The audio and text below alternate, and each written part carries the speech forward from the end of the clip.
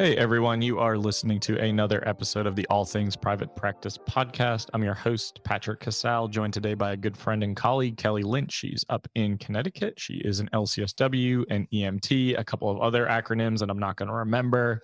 And we're going to talk about her GRIIT program that she's creating and some of the cool stuff that Kelly's got going on in the world. So, Kelly, really glad to have you here, and I'm really excited to talk about this today. First of all, thank you so much for having me. It's always, so having been on a handful of other podcasts, it's always fun to get to come on and just like talk, and, hang out with people that I really appreciate and value. But to also get to talk about the cool things that we get to put out into the world. So thank you for this time. Yeah, you're welcome. And I like to use this as a platform so that we can talk about a lot of things, the struggle especially, but the cool things that we've created through some of the adversity. And I know you have a lot of cool stuff going on, and I've gotten to know you over the last couple years. You came to Asheville. I've met you at so many conferences now, and it's nice to be able to become friends too, and then watch each other. The things that you're creating and the success that you're going to have. So, tell us about tell us a little bit about what you're doing and what you're creating, because I know your story.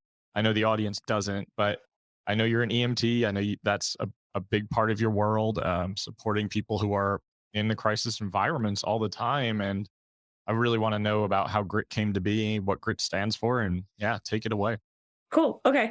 So I have it feels very bizarre to kind of run through my background and my story, because stringing it all together makes it make sense. But if we look at things kind of like just as standalone events, they don't all one does not necessarily fit with the next. So I became an EMT in 2002, after a family member had some mental health stuff that was concerning, and I wanted to help, but didn't really know how beyond getting educated from a medical perspective. And then also with 9/11 happening. So when 9/11 happened, I was living in Boston at the time, and it affected me in a way as it affected all of us, but it affected me in a way where I really felt like, okay, I'm here to give back for something greater than just me and my little corner of the world. And what can I do uh, to to have a positive effect? I tried to join the military. I have a bad back, so the military didn't want to touch me with a 10-foot pole. They were like, "Nope, this is not going to be a thing." So the next best thing in my mind was public safety, and how could I get into that? And EMS made sense. I'd always been kind of like superficially interested in medicine, and what it meant to take care of people. And I ended up just falling in love with it. So I've been a certified EMT now for 20 years, which makes me feel so old to say that. Uh, and I was on the road in commercial EMS for 10 years before retiring from that. I maintain my card because in my therapy practice, I specialize in public safety. And a lot of my clients really find value in that I maintain my certification, even though I haven't been on the road in a long time. While I was on the road as an EMT, I found that I just really liked working with people. And I did not want to have a traditional like 9 to 5 desk job. I wanted to be able to continue to work with humans and to be able to support people in a lot of different ways as they kind of travel through whatever their lives look like. So I joke with folks now that social work was my Bob Ross moment of life. It was my happy accident. I never really planned on being a therapist, but after getting into EMS and like I said, figuring out that I like working with people, it just made sense that the end became a natural extension of being an EMS. Um, so in addition to that, a few years ago, back in 20 between 2016 and 2018, I also became a nutrition coach and a certified personal trainer because it's something that not only is just important to me personally to have that kind of education as part of my own self-care, but to also be able to bring that into the work that I do with my clients from a clinical perspective of how can we create a really well-rounded holistic wellness approach, as we support people in taking really good care of their mental health. So where grit came from Grit it's so silly. I was taking a shower last year, and really just like thinking about how I could support somebody that was really struggling in what we were working on in their sessions.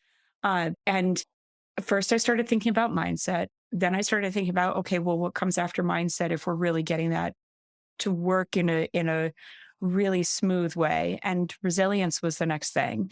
And then what comes after that? And here comes identity. And it started to unfold as I was taking a shower that this is something that I've been doing now with my clients in a very particular order for my entire career. And I had never named it. So all of a sudden, grit took place or took shape. So grit stands for growth, resilience, identity, integrity, and training. And in thinking about how grit came to be, right, like in this very silly, otherwise benign kind of moment, I yelled for my daughter, and my daughter's name is Riley. So I yelled for her and I was like, "Go get me a pencil and paper. You got to write this down," because I was gonna forget it. And so she like, "Okay, crazy mom, here we go." So she went and got a pencil and paper and she wrote it down for me. And then since then, right, this was last year.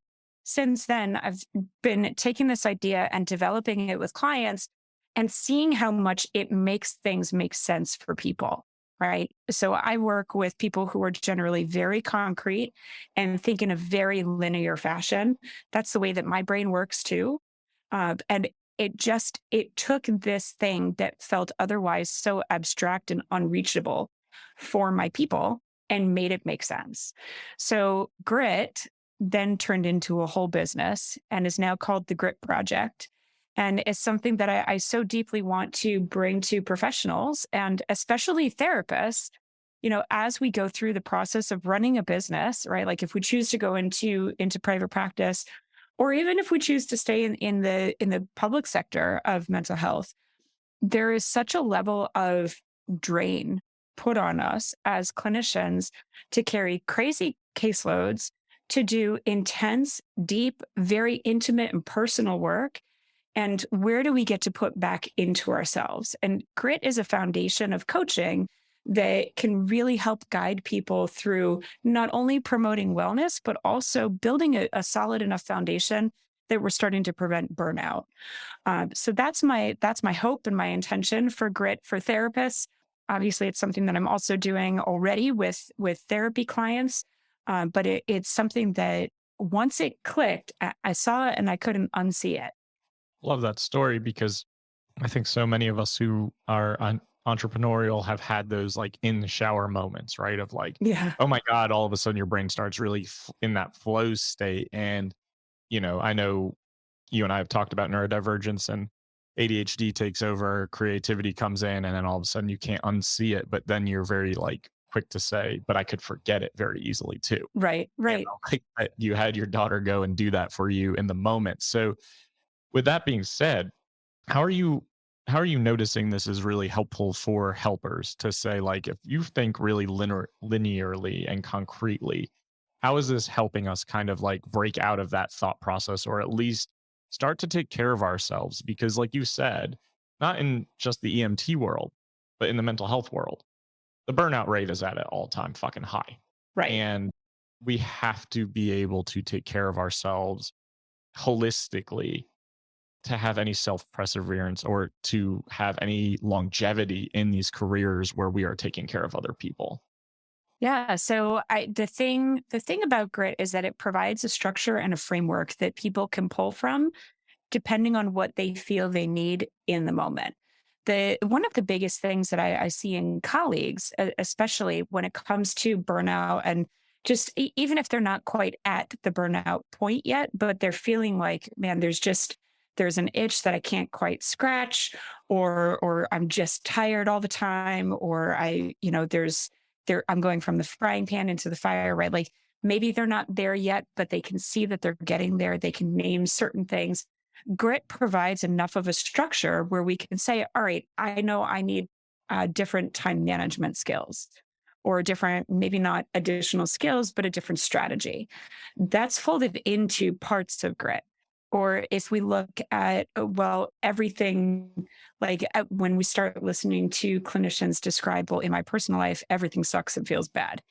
Well, I'm going to go straight to how can we flip that to a growth mindset and look at the reality of maybe there are some things that do genuinely just suck and feel bad. But what can we do to make that work for us instead of working against it? Right. It's like we're trying to constantly swim upstream. Sometimes we just need to swim downstream a little while.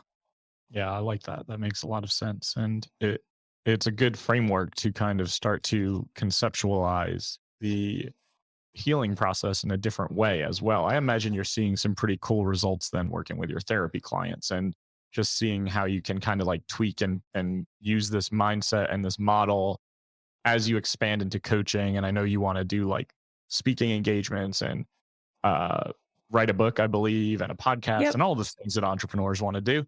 Yeah. Um, so it sounds like this can be really applicable for people who have these great ideas, but seemingly can't get out of their own way sometimes. Yeah, I would go to resilience in that kind of moment and really look at just how do we structure out really strong self-care, thinking about self-care from both a relief and a reward kind of perspective. But something that I've seen work actually really well for my therapy clients, especially. I coined something that I've presented to most of my clients at this point that I call the rule of the 5 Bs. And that's the approach that I take for self care with them. And the 5 Bs are your brain, body, bonds, beliefs, and behaviors. And so I teach about self care from that perspective of that you don't have to hit on every single point every single day, right? Like that for most people, that would be really unrealistic. But if we're hitting on at least one more often than not, right? Or like at least one once a day, we're doing generally pretty okay with stuff like that. So, being able to look at, and this is where like the nutrition coaching certification and the personal training certification stuff, that kind of stuff starts to come into play when I talk about self care from this perspective with a lot of people. How do we engage in thought provoking activities? How do we tend to our relationships, including the one that we have with ourselves? How do we allow time and space for creativity? Because this is then going to expand on, the behaviors that we end up displaying in our personal and professional lives. And, thinking about how do we ask for help from people and how do we create connection and community.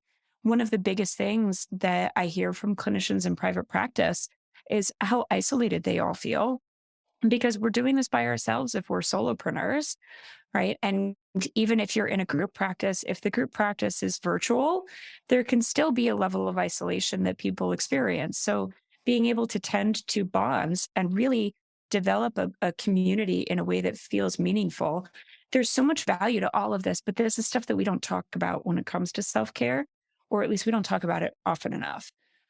So I think that how we support ourselves as entrepreneurs and as creatives is by looking at a much broader perspective of what are we doing to really support and nurture us. Yeah, I love that because I think so often, one, self care gets kind of the eye roll and the bad rap of like just Right. taking pictures by the pool or drinks near the beach. And it's like, Sure. no, that certainly is not, that is a part of it potentially, but everything you just named actually feels much more connected and important in terms of moving through the world in a way that life feels much more manageable and probably much more enjoyable and fulfilling. And I just think that we so often miss the mark on that. And helpers tend to help everybody else before themselves. So it's, when you just name the relationship you have, not just with others, but with yourself and intentional activities and making decisions that are going to actually be in your best interest in your health and your mental health. I mean, that makes a major, major difference than just saying like, just take some time off and don't work and like go kick your feet up and take an Instagram selfie and like you'll be okay. Absolutely. That's a big piece when it comes, I think, to identity work, and that it's so easy to get wrapped up into this whole hustle culture. that so many people really push nowadays.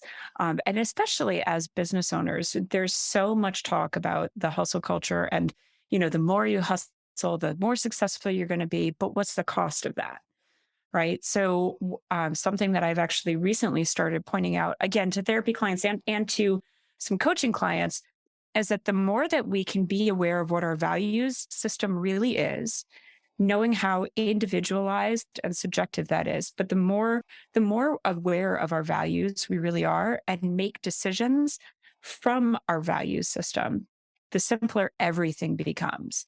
If you're making a decision that aligns with what you truly value, personally, professionally, globally, right? Decisions become so much easier and it becomes so much simpler to go and set those boundaries and create a community that does feel really aligned and manage your time in a way where you feel like you're prioritizing yourself and the people that you love and everything else that matters.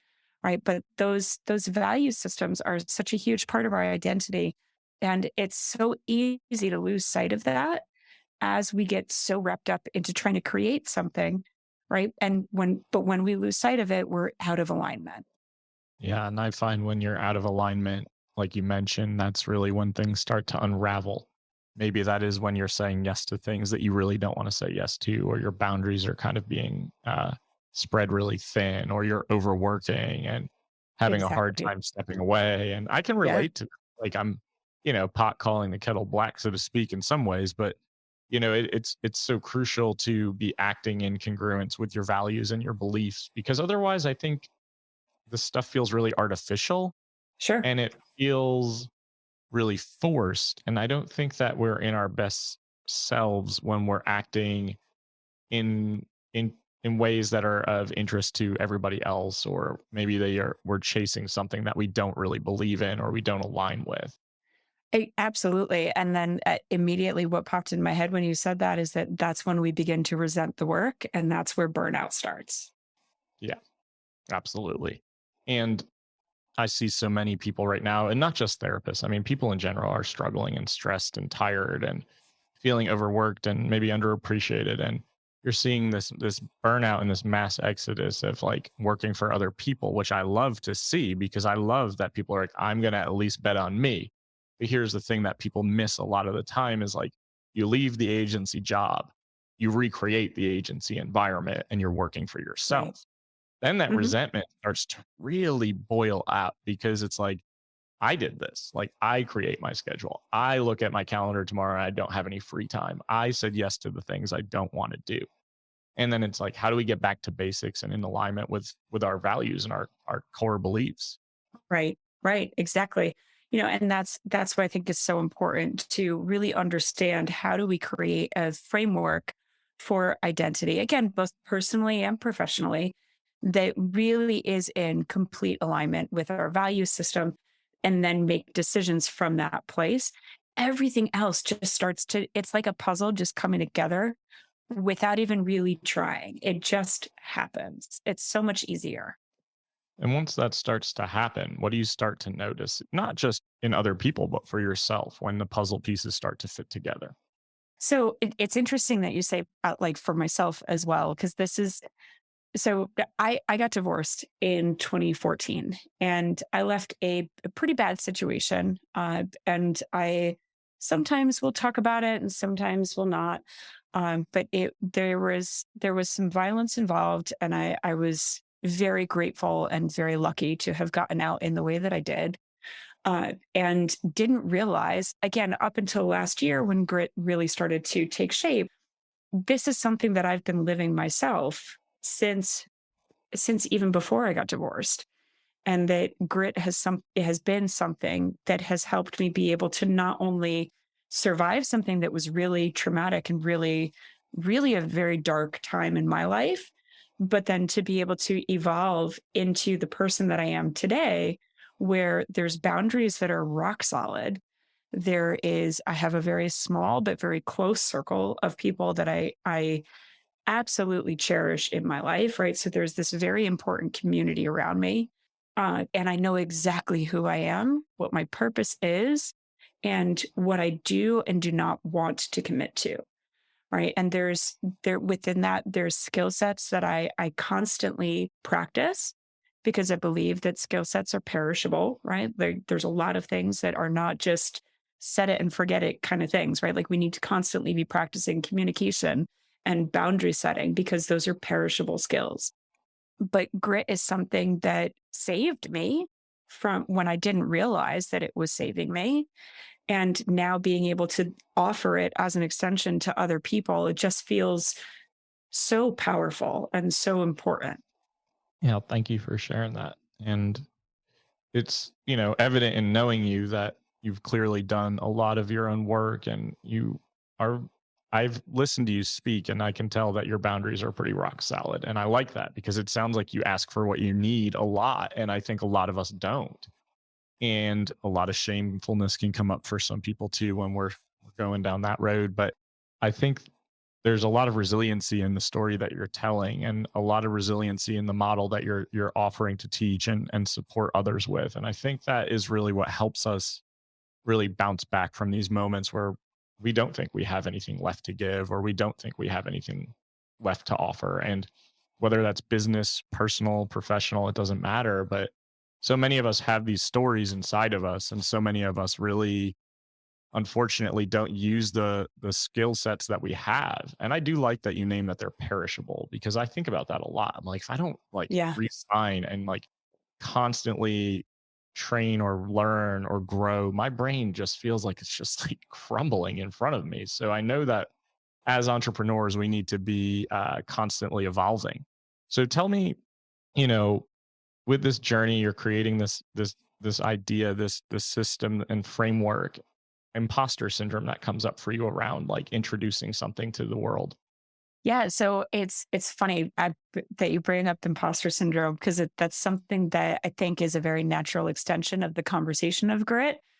But I want to go the complete opposite direction and say grit doesn't allow room for imposter syndrome because I want to push. There's a level of abundance inside of the system of grit. Of that grit teaches you if you're in alignment, literally anything is possible, right? There's no limits. The only thing that creates limits is how you choose to set those limits on yourself. And so with that, right, like I think imposter syndrome is something that we're all very normally and naturally going to experience at different times in our lives and our careers and for a whole lot of different reasons. But there's a level of abundance that I want to normalize by using grit, like I said, because there's the only limits are the ones that we create, right? And if we feed the story of imposter syndrome, it's going to grow into this beast. But if we starve it, well, then what is there left except abundance? I like that. Yeah, it's a good reframe for sure. Because I know so many of us really struggle with that, especially when we're thinking like, I want to think bigger or I want to do this thing that I haven't done before. Mhm. So where that insecurity and that comparison can really rear its head. But if you're operating from a mindset and place of abundance, the insecurity probably gets a little bit more quiet because you're assuming that everyone can be successful. We can all do these things in a way that feels positive, and I think that feels really promising. Exactly. In listening to a few other episodes of your podcast that have recently been published, one of the things that I've noticed is that people are pretty consistently, and I think you said this actually in the most recent episode, that really nobody's saying anything new nowadays, especially in the therapy world, right? Like there aren't a ton of new theories being presented. There's not like brand new breaking research that's being presented.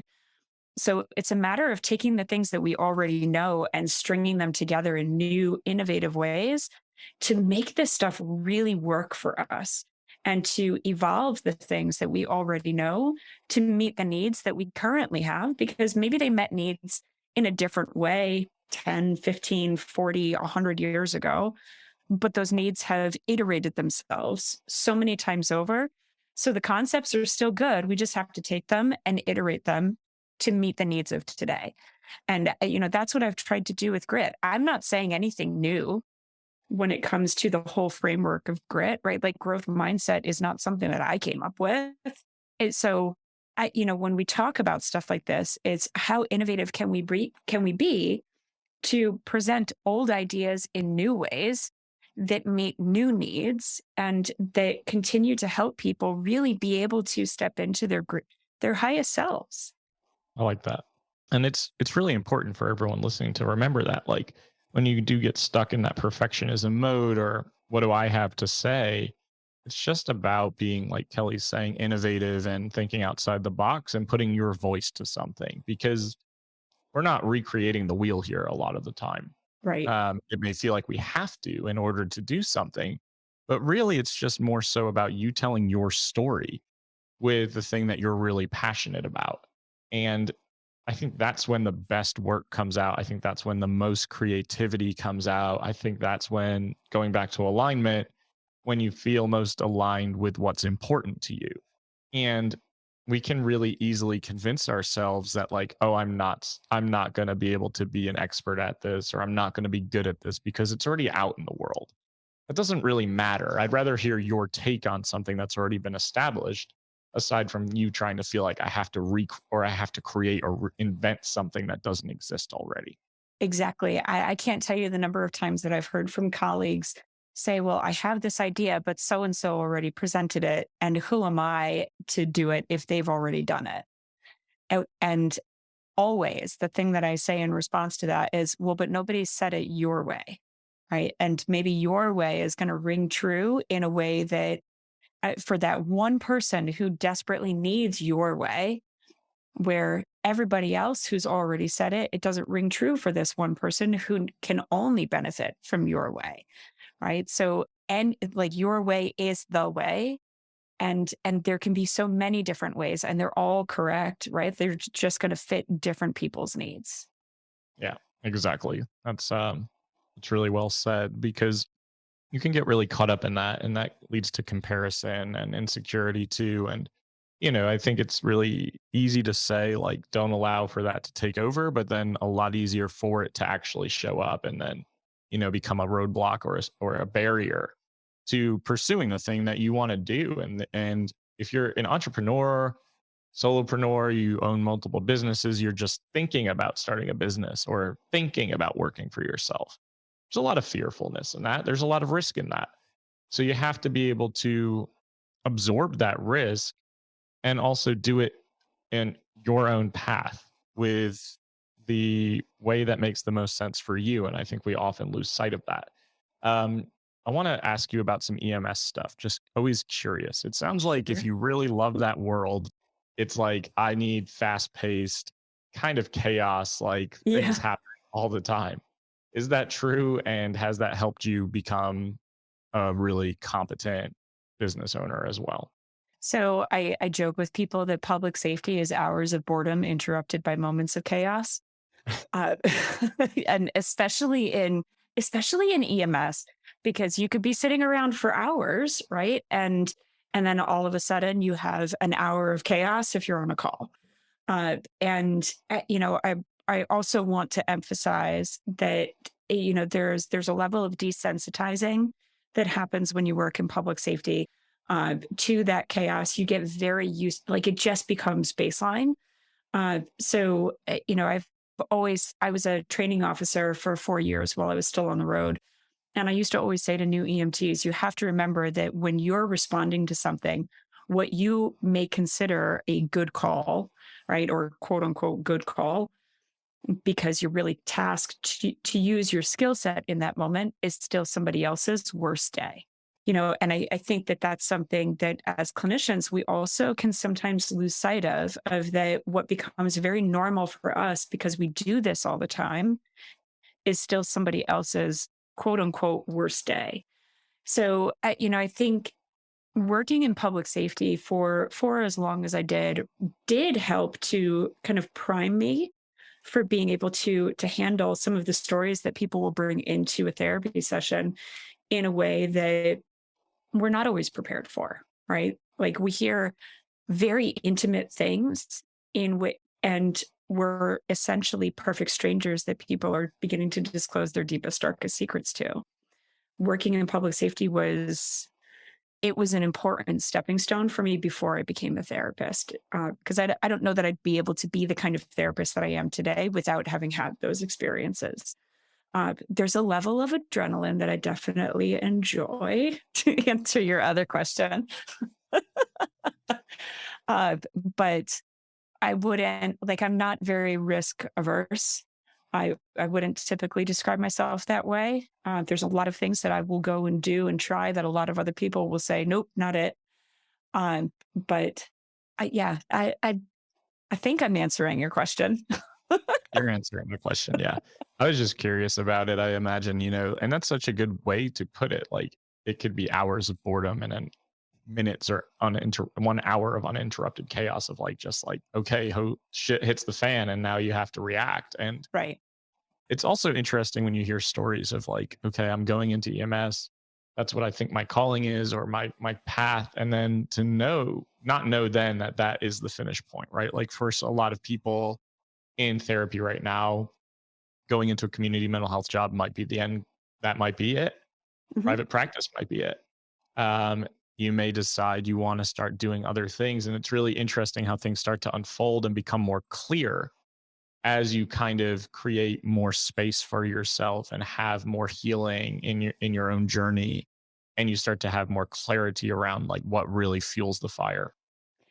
Within that, though, there's one thing that I think we all need to be aware of is the Ross Geller moments of needing to pivot Hmm. and to not fear when we have to pivot, right? Like if there was one lesson that I could pull out of my time in public safety, that like there's so many lessons that I could talk about, but if there's one thing that I could say was the most important lesson was the ability to pivot at a moment's notice when you recognize that there's a need.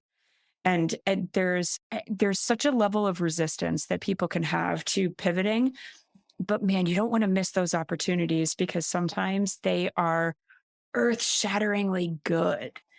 And it can feel really scary to pivot because we're not necessarily going to always know what's going to happen because of that pivot. But that doesn't mean don't take it. Sometimes we need to lean into that fear because the fear is telling us proceed with caution, but proceed, right? There are some things that I did when I was on the road as an EMT that you have to make those split second decisions, and they ended so well because of those split second decisions. And that holds just as true in our personal lives and in our careers as clinicians as it does anywhere else. So don't ever be afraid to pivot when you recognize the opportunity for that. It's great advice. And we talk about that a lot on this podcast of embracing and stepping into that fear.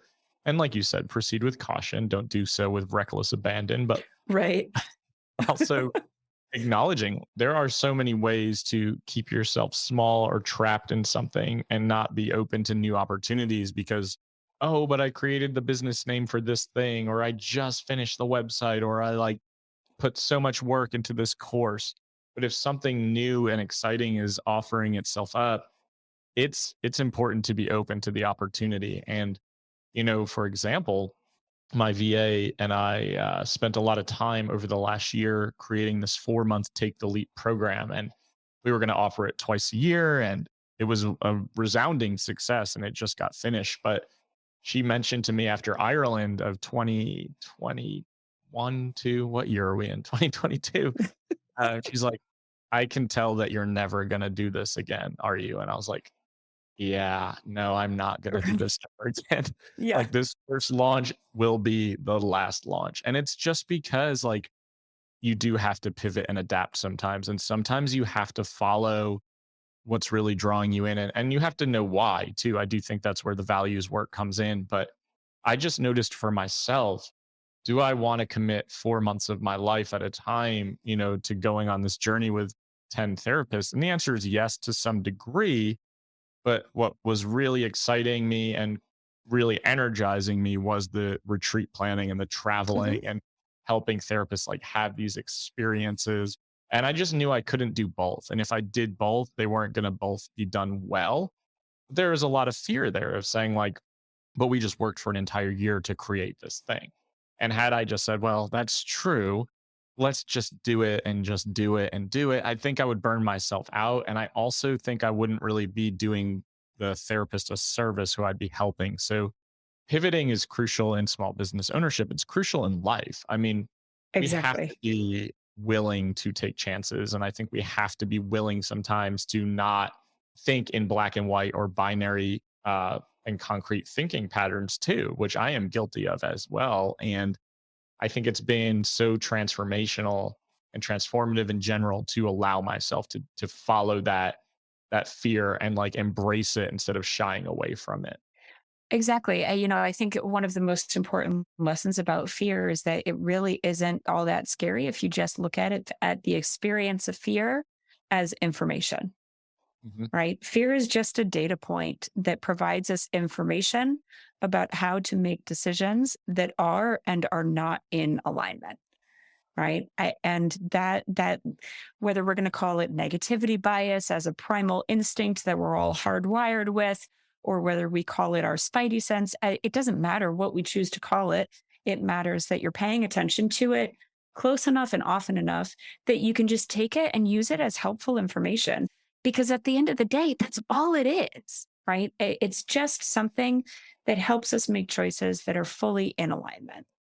Absolutely. Couldn't say it better myself. Um, yeah, I think for those of you listening, I think we so often associate fear with a negative phrase or terminology or thinking, and it doesn't have to be negative. It can just be a teachable moment of pay attention to what's happening right now and evaluate it. And that doesn't mean that it should shut things down completely. I think that so many of us have followed that or embraced it or stepped into it and took that risk. And that's why some of this cool stuff is being created. And I think that if you allow fear to dictate circumstance, you really do keep yourself small in a lot of situations too. Exactly. Exactly. One of the biggest things that I hear from colleagues who are wanting to either go into private practice and leave the public sector, or who have really cool ideas about things they want to create and put out into the world, is but what if I fail? Right. And that there's this huge level of fear that we can all experience around, well, what if it doesn't work? Well, I tell you what, I already have one business that I've closed. I started a coaching practice that where I wanted to do life coaching for women leaving domestic violence who were also single moms like myself. And the practice was called the Unapology Project. And my whole shtick, if you will, was going to be that I would talk to women about how to stop apologizing for taking up space in the world. And while I still love that idea, and it's still something that I actively talk about, especially with my female clients, at this point, that business didn't make sense anymore for where I was starting to head to as of last year when GRIIT came to be. So I closed it, right? And it was scary and sad to close it because it meant walking away from an idea that I felt really excited about, but I can feel excited about something without also having to say, well, I still have to do it. I can still pull that idea into these other new things that I have. So the idea can still happen. It's just not going to happen in the way that I originally planned. Yeah, that's fantastic because that's so true. And you can still be very passionate and a major advocate and a voice and still have that be very much fueling and also know that that doesn't make sense for you at this point in time. And that Exactly. doesn't mean you can't revisit it down the road either. I think that's something that people need to hear because letting something go, it doesn't mean it's failure. It just means that it may not be the right time in your life to pursue it. And that doesn't mean you can't circle back to something either. Or it may mean you never circle back to it again. And that is okay either way. Right. Right. The whole thing with failure is that we create these incredible stories around it and what we think it's supposed to mean. When just the same as I'd say about fear, failure, right? Because I really don't put a lot of stock into the word. It's just information. It's more information that we can then take to create even more aligned choices and actions as we choose to move forward with whatever feels important. Yeah, absolutely. Love that too.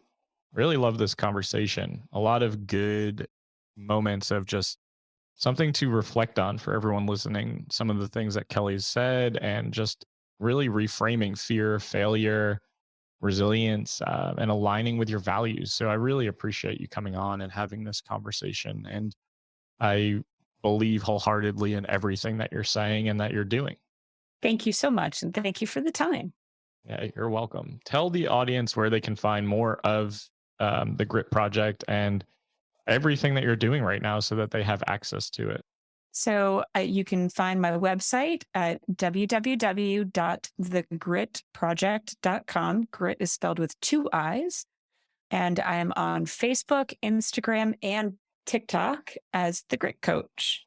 Actually, Facebook, I think my handle is wrong on Facebook. It might be the Grit Project still on Facebook, That's but the okay. Grit Project and the Grit Coach. That's where I'm at. Follow Kelly for any of that information. That will all be in the show notes too, so that you can access what Kelly's putting out into the world. I just want to say again, thanks for coming on and just becoming a good friend this year. It's been a lot of fun getting to know you, and I'm really excited to see where all of this takes you over the next, year or two. And then we can circle back and say, holy shit, look at everything that's come from this. Exactly. And likewise, it's been such a pleasure getting to know you also and to be able to call you friend. Thank you.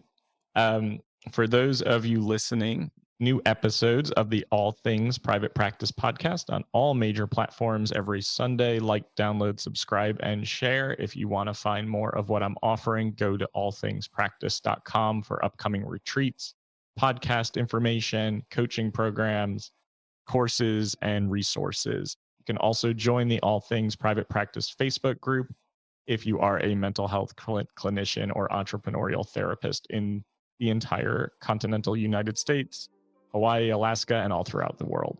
So happy to have you there as well. Thanks for listening. Doubt yourself, do it anyway. See you next Sunday. Thanks, Kelly.